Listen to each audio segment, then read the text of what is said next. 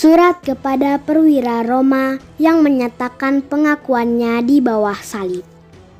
Kepala pasukan serdadu Roma yang baik, pengakuan imanmu amat mengagumkan dan juga tidak terduga. Pengakuan itu terjadi agak terlambat, tetapi dapat dipahami. Orang bisa mengungkapkan imannya secara spontan dan relatif dalam waktu singkat.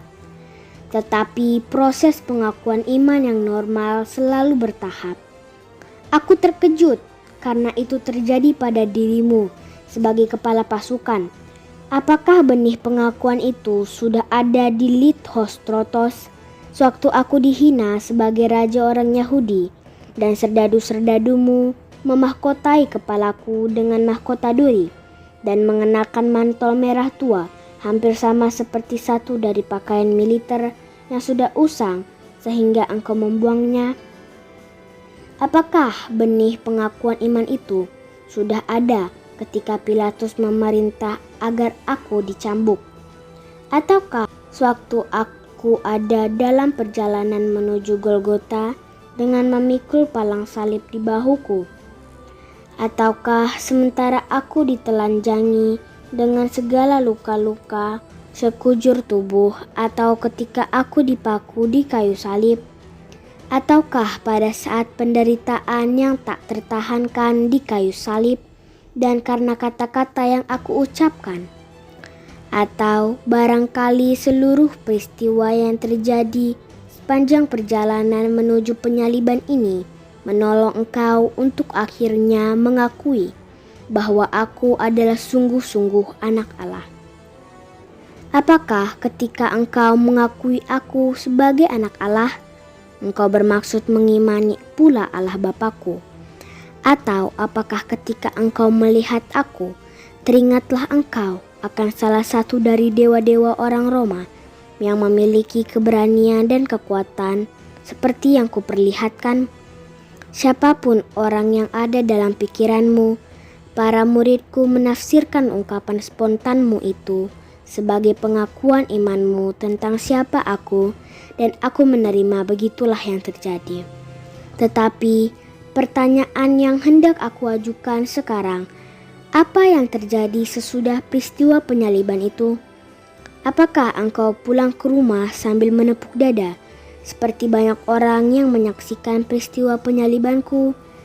Apakah engkau pulang ke rumah sambil menepuk dada seperti banyak orang yang menyaksikan peristiwa penyalibanku, merasa bersalah karena mereka bersikap pasif dalam kejadian itu?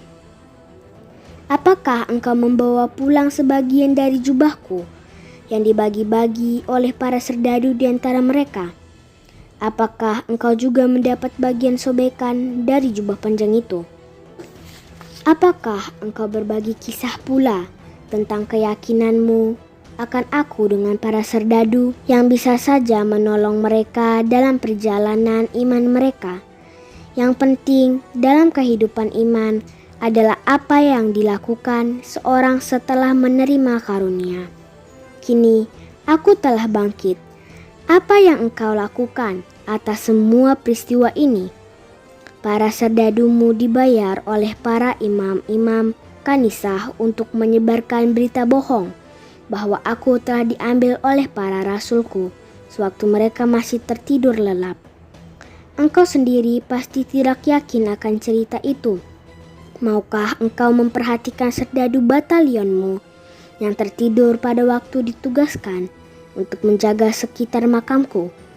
Apakah mereka benar-benar tertidur pula saat itu, sehingga mereka tidak terbangun tatkala batu penutup pintu kuburan yang menutup kuburan itu digulingkan, atau pekerja lain para muridku yang dituduh membawa lari jasadku? Tetapi sebagai kepala pasukan, engkau tentu tahu apa yang sungguh-sungguh terjadi. Aku berharap bahwa peristiwa yang sungguh terjadi itu dikonfirmasikan oleh pengakuan imanmu di Golgota. Aku bukanlah salah seorang dari dewa-dewa orang Roma. Maka benarlah pengakuanmu, aku sungguh-sungguh anak Allah, Yesus dari Nazaret. Amin. Dad, bless us. Bye.